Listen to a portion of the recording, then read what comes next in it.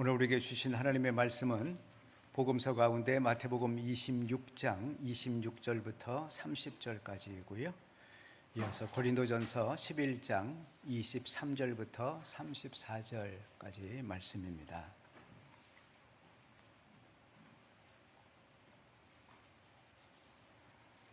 먼저 마태복음 26장 말씀입니다. 이제 하나님의 말씀에 경청하시길 바랍니다. 그들이 먹고 있을 때에 예수께서 빵을 들어서 축복하신 다음에 떼어서 제자들에게 주시고 말씀하셨다. 받아서 먹어라. 이것은 내 몸이다. 또 잔을 들어서 감사 기도를 드리신 다음에 그들에게 주시고 말씀하셨다.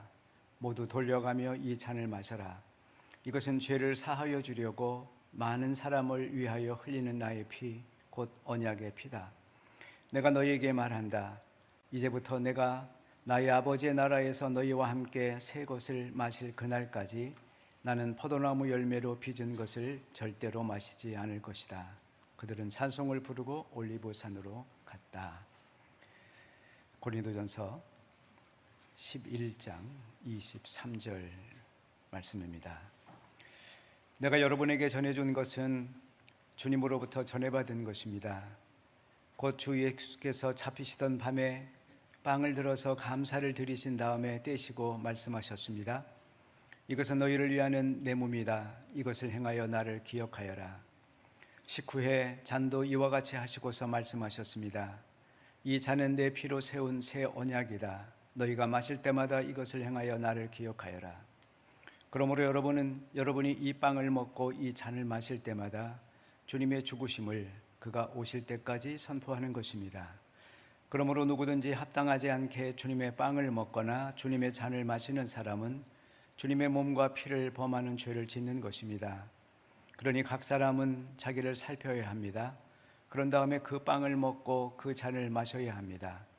몸을 분별함이 없이 먹고 마시는 사람은 자기에게 내릴 심판을 먹고 마시는 것입니다. 이 때문에 여러분 가운데는 몸이 약한 사람과 병든 사람이 많고 죽은 사람도 적지 않습니다. 우리가 스스로 살피면 심판을 받지 않을 것입니다. 그런데 주님께서 우리를 심판하시고 징계하시는 것은 우리가 세상과 함께 정죄를 받지 않게 하시려는 것입니다. 그러므로 나의 형제 자매 여러분이 먹으려고 모일 때는 서로 기다리십시오. 배가 고픈 사람은 집에서 먹어야 할 것입니다. 그것은 여러분이 모이는 일로 심판받는 일이 없도록 하려는 것입니다. 그 밖에 남은 문제들은 내가 가서 바로잡겠습니다. 아멘. 우리가 일상생활에서 위기라고 하는 말을 너무나 많이 들어서 좀 식상해졌습니다. 그래서 위기긴 위기인데 위기라고 안 하고서는 좀 커다란 걱정거리, 근심거리, 고민거리 그 정도로 표현하고자 합니다. 요즘 한국교회가 커다란 고민거리를 갖고 있습니다. 옛날에 비해서 교인도 많아지고 또 건물도 커졌고 또 예산도 늘었는데 사회적인 신뢰 또 사회에 미치는 영향력은 예전보다 훨씬 떨어졌습니다. 여러 종교들 가운데 그 종교에 속한 사람들이 다른 종교로 이탈하는 그 비율도 불교, 가톨릭 거기보다 우리 기독교가 훨씬 더 높은 편이라고 합니다. 다른 교회로 이동하는 건 사실 큰 문제가 아닙니다. 같은 교회니까. 그런데 아예 타종교로 간다거나 혹은 교회 출석을 아예 안 하게 되는 그거는 함께 고민해 볼 문제인 것 같습니다. 교인이긴 한데 본인이 그리스도인입니다 라고 생각하는데 교회에 안 나오는 분들, 그런 분들을 가난한 교인, 안 나가 교인 그렇게 말을 합니다. 한 200만 명 된다고 그렇게 통계치가 있습니다. 한국 교회만 아니라 우리 교회도 좀 고민이 있습니다. 본래 대학생 선교를 목적으로 세워진 교회이지만 정작 대학생은 그렇게 많은 편이 아닙니다. 게다가 우리 가운데 은퇴를 하시는 교인들이 빠르게 늘면서 고령화가 빠른 속도로 진행되고 있습니다. 고령화에 여러 의미가 있습니다만 무엇보다도 좀 활력이 옛날 같은 그런 이제 활력이 떨어진다 이렇게 보면 되겠습니다. 고민거리 지금 말씀드린 한국 교회나 혹은 우리 교회만의 문제가 아니라 사실은 우리 자신들, 나의 문제이기도 합니다. 수십 년 동안 교회를 안 빠지고 그래도 남들 하는 만큼 열심히 한 것 같은데 돌아보면 영적으로 크게 성장한 것 같이 느껴지지 않습니다.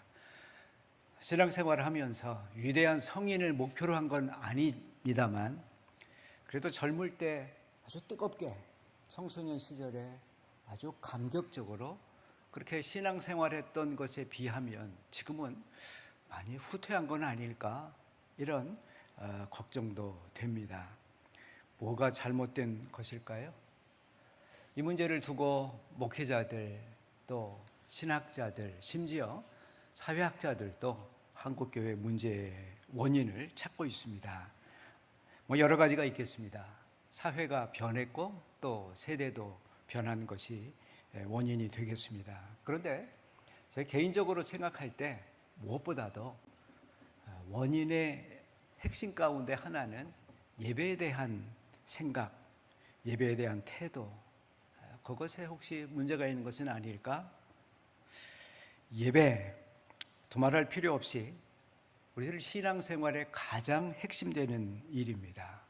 사실 창조주께서 우리를 지으신 이유도 예배였습니다. 이사야 43장 21절을 보면 이 백성은 내가 나를 위해 지었나니 그들이 나를 찬양할 것이다. 노아가 방주에서 나오자마자 한 일이 무엇입니까? 제단을 쌓았다고 했습니다. 아브라함도 이주하는 곳곳마다 그곳에서 제일 먼저 하나님 앞에 제사를 드렸다고 했습니다. 초대교회 신자들도 모일 때마다 예배하는 그런 공동체였습니다. 나 개인의 우리 인간의 창조 목적도 예배이지만 교회의 존재 이유는 말할 것도 없이 예배입니다. 그래서 우리 한국교회 옛 어른들은 교회를 아예 예배당이다 그렇게 얘기했습니다. 예배당, 예배드리는 곳. 교회에서 봉사도 필요하고 친교도 중요하고 교육도 다 있어야 될 일입니다. 그러나 정작 예배가 없어지면, 아니 예배야 있겠죠. 예배가 살아있는 참 은혜로운 예배가 아니라면 자칫 그 모든 것들은 빈 껍데기가 됩니다. 예배 없는 봉사는 교회를 봉사단체로 만들 것입니다. 예배 없는 친교는 교회를 친교단체 사교 모임으로 전락시킬 것입니다. 우린 예배 안에서 예배를 통해 하나님의 임재를 경험하고 하나님의 신비를 체험을 합니다. 내가 얼마나 심각한 죄인인가, 동시에 내가 얼마나 사랑받는 그분의 자녀인가, 그것들을 깨닫는 것도 예배에서 그렇습니다. 우린 예배 중에 참회를 하고 감격을 하고 때로는 전율을 하면서 그 감동으로 일주일간을 살아낼 힘을 얻게 되는 것입니다. 예배의 중요성, 그거는 다른 교회보다 특별히 우리 교회가 더 중요하지 않을까요? 우리는 예배가 우리들의 신앙생활, 우리들의 교회 모임의 거의 전부입니다. 다른 구역 모임이 있는 것도 아니고 다른 특별한 신앙 프로그램을 자주 가지는 것도 아닙니다. 말하자면 우린 일주일에 딱 한 번 이 예배에 모든 것을 걸어야 하는 그런 특별한 교회입니다. 그런 점에서 한국 교회든 특별히 우리 교회든 우리가 최우선적으로 관심하고 힘을 모으고 기도해야 될 것은 예배의 회복입니다. 예배의 부흥입니다. 맨 처음 기독교 예배는 어떤 모습이었을까요? 사도행전을 보게 되면 예수님의 부활 후에 제자들이 마가의 다락방에서, 예루살렘에 있는 마가의 다락방에서 모였다고 했습니다. 사도들이 말씀을 선포했습니다. 예수 그리스도의 십자가, 죽음과 부활의 의미가 무엇인지 구약성서부터 쭉 설명을 하면서 말씀을 설교했습니다. 찬양하고 기도를 드렸습니다. 그리고 빵과 음식을 함께 나누는 공동 식사가 있었습니다. 이 애찬식을 가리켜서 아가페 식사다, 그렇게 역사가들이 기록을 하고 있습니다. 예배 참가자 모두가 함께하는 공동의 식사였습니다. 이 식사가 끝나면 문을 닫고 특별히 세례를 받은 교인들이 모여서 특별한 예식을 진행했습니다. 성찬식이었습니다. 문을 닫고 비밀스럽게 몇 사람들만 붉은색 포도주를 마셨습니다. 그러다 보니까 사람들이 오해하기 시작했습니다. 저 사람들 사람 피를 먹는 이상한 인간들이다. 어쨌거나 이 이후에 기독교 예배는 하나님의 말씀을, 성서 말씀을, 예수 그리스도의 삶과 죽음의 의미를 전하는 설교라고 하는 것과 그 다음에 예수님의 죽음을 예수님께서 친히 만드신, 부탁하신 이 성찬, 이 두 예전, 말씀 예전과 성찬 예전, 이 둘을 중심으로 예배가 진행이 되었습니다. 그런데 중세교회에 들어와서 문제가 생겼습니다. 말씀이라고 하는 한 축이 무너져 버리고 성만찬만 강조되었습니다. 물론 말씀 강론이 있긴 했습니다. 그런데 신부님들이 라틴어로 뭐라고 하니까 라틴어를 모르는 대부분의 평신도들은 무슨 말을 하는지 알 턱이 없었습니다. 이어서 땡 하고 종이 울리면 저 성당 얼마나 깁니까? 저 앞에 있는 신부님이 예수님의 몸이라고 이렇게 들고 예수님의 잔이라고, 그러고서는 그 앞에 있는 신부들끼리 자기들끼리 그거를 나누어 먹었습니다. 물론 평신도에게는 떡을 주었지만 포도주, 이것은 예수님의 보혈, 거룩한 피라고 해서 평신도들에게는 주지 않고 오직 신부들만 나누어 먹었습니다. 성직자 중심, 그런 카톨릭 미사가 자연스럽게 그 과정에서 형성이 되었던 것입니다. 그 결과는 무엇이겠습니까? 평신도들은 설교 말씀을 들어도 무슨 말인지 모르고 성찬에 참여해도 다 받지 못하고 그저 구경하는 그러한 예배의 구경꾼으로 전락을 했습니다. 이런 문제를 바로잡기 위해 나선 사람들이 바로 마틴 루터, 장 깔뱅 이런 종교개혁자들이었습니다. 그들은 카톨릭 미사에서 소홀히 했던 말씀 선포를 최우선에 놓고 강조했습니다. 평신도들이 말씀을 알아듣도록 라틴어로 된 성경을 독일어로 혹은 자국의 언어로 바꾸기 시작을 했습니다. 성직자만 마시던 그러한 잔을 일반 신도들에게도 이제 평등하게 나누어 주었습니다. 그런데 여기서도 시간이 지나면서 예상치 않은 문제가 발생을 했습니다. 설교의 중요성을 강조하다가 보니까 이번에는 성찬의 의미, 성찬의 중요성이 약화되기 시작을 했습니다. 종교개혁자들은 성찬식이 미신적이다, 매주 이거 하는 거 번거롭다, 이러저러한 이유로 예배에서 성찬식이 소홀히 되기 시작했습니다.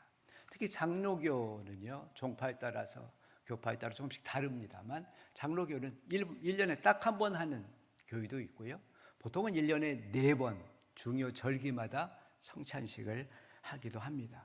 물론 어떤 교회는, 어떤 개신교회는 아예 성찬식을 없애기도 했습니다.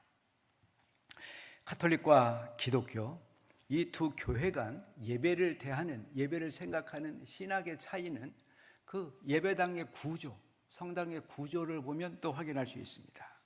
아시는 대로 성당의 구조에서 가장 중요한 공간은 저 앞에 십자가 아래 일반석과 공간을 띄고 계단을 만들어서 특별히 거룩한 공간을 만든 곳입니다. 그리고 그곳에는 바로 성찬대가 가운데 놓여 있고요, 그 뒤에는 주교 신부님 또 다른 신부님들이 자리를 앉았습니다. 사제나 복사, 그 옆에서 예배를 돕는, 미사를 돕는 복사가 아니고선 아무나 그 단에 오를 수가 없었습니다. 예배의 핵심이 성찬에 있다라고 하는 것을 명확하게 보여주는 그러한 건축입니다. 반면에 우리 기독교 개혁교회 예배당은 성찬 테이블하고 그 다음에 설교하는 테이블이 되게 나란히 있습니다. 한쪽 편에. 혹은 성찬대는 십자가 아래쪽에, 설교단은 이렇게. 근데 우리 교회는 아예 성찬식을 할 때만 꺼내놓고 그 다음에 우리는 이 강대, 설교 강단만 내놓습니다. 이것은 우리 교회가 이 공간을 우리 교회에 전유물로 하지 않고 대학에 각종 행사를 하는 강당 역할을 하기 때문에 어쩔 수 없이 하는 것이긴 합니다만, 어쨌거나 우리 일반 기독교에서는 말씀 선포, 이 설교, 이거를 얼마나 중요하게 생각하는 건지 바로 이 예배당 구조에서 말씀 선포하는 이 강대상을 한가운데 놓는 데서도 알 수 있습니다. 설교만 강조하는 이런 예배 형식은 어디서 왔을까? 아마도 미국 선교사님들로부터 영향을 받은 게 아닌가 싶습니다. 대부분의 미국 선교사님들, 특별히 초창기에 오신 선교사님들은 당시 미국의 대부흥운동에 영향을 받았습니다. 거기서 회심하고 해외 선교사로 자원을 했습니다. 여러분, 부흥회 예전에 참여했던 기억하시죠? 부흥회에서 가장 중요한, 가장 핵심은 어디에 있습니까? 설교입니다.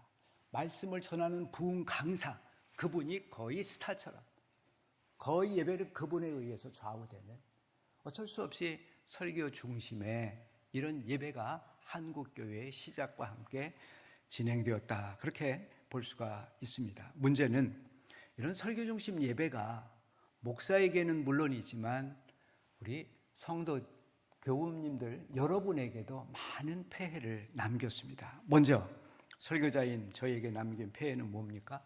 설교 부담이 엄청납니다. 목회는 사실 설교만이 아닙니다.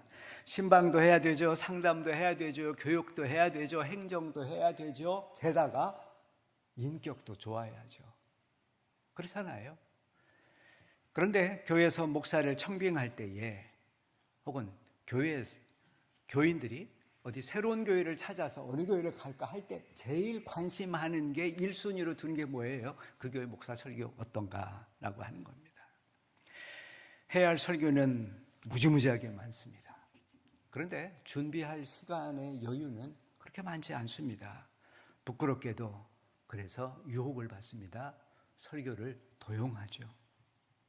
설교를 표절하기도 합니다. 이런 분위기 속에 우리 한국 교회는 머지않아 인공지능 설교자, 챗 GPT 설교자가 담임 목사로 청빙될지도 모르겠습니다. 챗 GPT 아시죠? 본문만 알려주면 유려한 설교문을 만들어냅니다. 인공지능은 성경과 신학 지식이 차고 넘칩니다. 설교문을 보면 정말 좋습니다.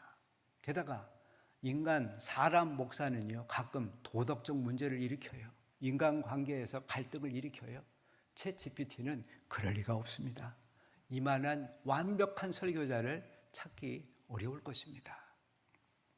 설교 중심 예배는 목사에게만 아니라 교우 여러분들에게도 좋지 않은 폐해를 남겼습니다. 무엇보다도 예배의 중요한 그 요소, 다시 말하면 자기를 드리는 것, 자기를 헌신하는 것. 그래서 예배는 서비스라고 표현하기도 하지만 옛날 구약시대의 예배는 뭡니까? 오퍼링, 참 희생 제사였습니다. 로마서 12장 2절에서 너희 몸을 하나님이 기뻐하시는 거룩한 산 제사로 드리라. 그것이 참 예배라. 그렇게 말씀하고 있습니다. 그런데 요즘 예배는 자기를 드리고 자기를 헌신하는 그런 시간이라기보다는 구경을 하고 또 점수도 매기고 그러면서 자기들의 욕망을 채우는 그런 시간으로 변해가고 있습니다.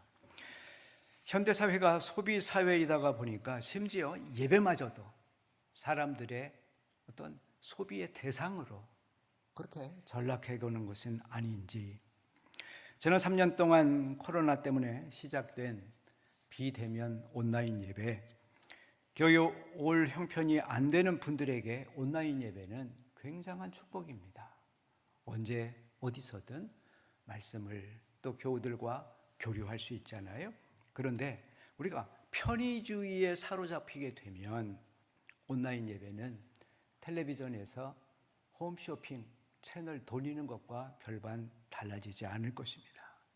우리 마음에 드는 설교자를 쫓아서 이 교회, 저 교회 그렇게 예배를 드리기 십상이라고 하는 말씀입니다.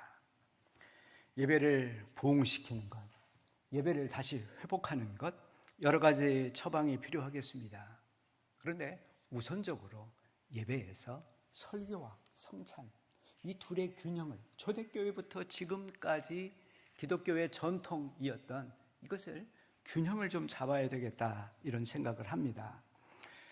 어떤 신학자는 설교를 가리켜서 우리가 귀로 듣는 하나님의 말씀이다, 그렇게 표현을 했습니다. 그리고서 성찬을 가리켜서는 눈으로 보는 말씀이기도 하고 손으로 만지기도 하는 말씀이고 감각을 하는 그러한, 혹은 코로 냄새를 맡는 그러한 하나님 말씀이다, 그렇게까지 표현을 했습니다. 그렇습니다. 성찬에서 빵과 잔은 우리가 눈으로 볼 수 없는 예수 그리스도, 하나님의 은총, 우리를 향하신 구원의 확증, 그것을 눈으로 보여주는 위대한 거룩한 상징물이라 하는 것입니다. 오늘 설교에 이어서 바로 성찬 예식을 합니다. 우리는 왜 성찬식을 설교에 못지않게 중요하게 생각하고 힘을 모아야 되는가? 이 예식은 우리 주님께서 친히 제정을 하셨고 우리에게 부탁을 하셨고 명령하신 일이기 때문에 그렇습니다. 성경 본문 고린도전서 11장 23절에서 이렇게 기록하고 있습니다. 내가 여러분에게 전해준 것은 주님으로부터 직접 전해받은 것입니다. 사실이 그랬습니다. 초유의 만찬, 그것을 이어서 애찬식, 아가페 식사가 있었고 그것이 성찬 예식으로 발전을 했던 것입니다. 이렇게 주님께서 제정했다는 이유로 성찬식을 가리켜서 주님의 만찬, 주의 만찬, 그렇게 표현하기도 했습니다. 고린도전서 11장 24절, 25절 각 절의 하반절에 공통적으로 나오는 게 이것을 행하여 나를 기억하여라. 또 27절을 보면 합당하지 않게 주님의 빵과 잔을 마시지 말라. 또 28절에서 먼저 자기를 살핀 후에 빵을 먹고 잔을 마셔야 된다, 그렇게 말씀하고 있습니다. 이 말씀들은 공통적으로 우리가 이 성찬대 앞에, 성찬 테이블 앞에 설 때 어떤 마음, 어떤 태도를 지녀야 할 것인가, 그것을 알려줍니다. 기억한다고 하는 것, 그것은 단순히 회상하는 것이 아니라 그 의미를 오늘 우리들의 삶 속에서 되새기는 일입니다. 합당하게 먹고 자기를 살피는 것 역시 성찰하고 되새기는 행위를 뜻합니다. 이 성찬에서 우리가 되새겨야 할 뜻은 무엇입니까? 여러 말씀들이 있겠습니다만 오늘은 성찬식에 붙은 또 다른 이름 두 가지, 하나는 헬라어 단어고 하나는 라틴어 단어인데 이 두 가지, 유카리스트라고 하는 단어와 커뮤니온이라고 하는 이 두 단어를 통해 잠깐 말씀을 드릴까 합니다. 첫째, 성반찬을 헬라어로 유카리스트라고 이름 붙였습니다. 유카리스트, 그것은 감사하다, 감사하는 마음을 갖다, 감사를 표현하다, 그런 뜻입니다. 마태복음 본문 26장에서 성만찬의 직접적 유래가 된 예수님이 제자들과 가졌던 최후의 만찬, 그 이야기인데요. 거기 본문의 26절을 보면 예수께서 빵을 들어서 감사하셨다, 또 28절에 잔을 들어서 감사하셨다, 반복해서 감사를 말하고 있습니다. 또 28절을 보면 이것은 죄를 사하여 주려고 많은 사람을 위해서 흘리는 나의 피, 언약의 피이다. 그렇습니다. 성찬의 빵은 우리를 위해서 쪼개주시는 당신의 몸입니다. 우리에게 생명 양식입니다. 성찬의 포도주는 우리의 죄를 씻으시는 거룩하신 주님의 보혈입니다. 장로님들께서 이제 앞에서 빵과 잔을 나누게 되겠습니다. 그때 이렇게 말하죠. 이것은 주님의 몸입니다. 이것은 주님의 피입니다. 그때 우리들의 마음속으로 이렇게 대답해야 됩니다. 주님 감사합니다. 주님 감사합니다. 두 번째, 성찬식에 붙은 다른 이름은 라틴어 콤무니오라고 하는 단어에서 왔습니다. 그래서 성찬식을 커뮤니온 그렇게 표현을 했습니다. 친교 혹은 사귐, 커뮤니티, 공동체, 그런 뜻의 단어입니다. 우린 집에서 한솥밥을 먹는 사람들을 가리켜서 식구라고 합니다. 사회학적인 용어, 법적인 용어, 가족이라고 하는 말과는 상당히 다른 개념입니다. 주민등본에 올라있는 그런 이름이 아니라 한 식탁에서 한솥밥을 먹는 그 사람이 진짜 가족인 것입니다. 그 식구들 사이에는 친밀함이 있고 무엇보다 평등함이 있습니다. 특별한 관계를 뜻합니다. 예수님은 당시 종교 지도자들과 달리 식사 공동체, 식탁의 교제를 많이 하신 분이셨습니다. 오죽하면 예수님을 비난하는 사람들이 저 인간은 먹는 걸 너무 밝혀 그렇게까지 조롱을 했습니다. 여러분, 부활하신 예수님께서 갈릴리 바다에서 제자들을 찾아 만나셨을 때 제일 먼저 그들에게 말한 내용이 뭔지 아십니까? 와서 같이 밥 먹자. 아침 먹었냐? 밥 이야기를 하셨습니다. 그분은 당시 사람들이 가까이 하기 꺼려했던 세리들, 죄인들과도 기꺼이 한 식탁에 앉으셨습니다. 우리 간혹 그렇게 인사합니다. 밥 한번 먹읍시다. 인사말이죠. 그래도 그 말은 굉장히 중요한 말입니다. 저는 인사말, 빈말에 그칠지라도 저는 그 이야기를 자꾸 하는 게 좋다고 생각합니다.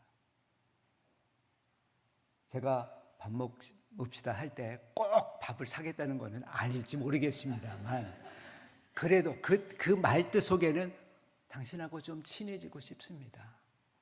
좀 특별한 관계를 맺고 싶습니다. 그런 뜻으로 여러분이 알고 받으시면 좋겠습니다. 예배가 살아야지 내 자신이 영적으로 살아납니다. 예배가 살아야지 교회가 살아납니다.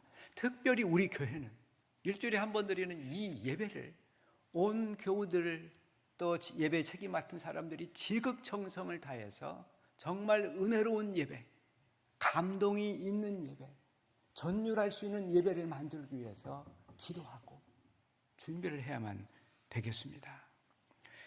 이것을 위해서 그동안에는 지나칠 정도로 설교에 치중했던 그쪽에 무게추가 있었던 우리 예배를 좀 성찬식도 강조했으면 그렇게 생각을 합니다. 제가 예전에 그래서 목회를 할 때 1년에 12번 했습니다. 매월 첫째 주. 그래서 여러분이 반대만 안 하신다면 앞으로도 매월 첫째 주에는 성찬 예식을 함께 하면 어떨까? 그리고 설교 시간을 좀 줄이면 어떨까? 이렇게 생각을 하게 됩니다. 성찬, 성만찬, 유카리스트. 우리를 구원하신 그분의 은총에 깊이 감사를 표하는 시간입니다. 커뮤니언. 우리가 이 성찬대 앞에 함께 선 앞뒤에 옆에 있는 분들, 그분이 내 식구다. 밥을 함께 나누는 우리 가족이다. 특별한 형제 자매다. 그런 시간으로 생각하면 좋겠습니다.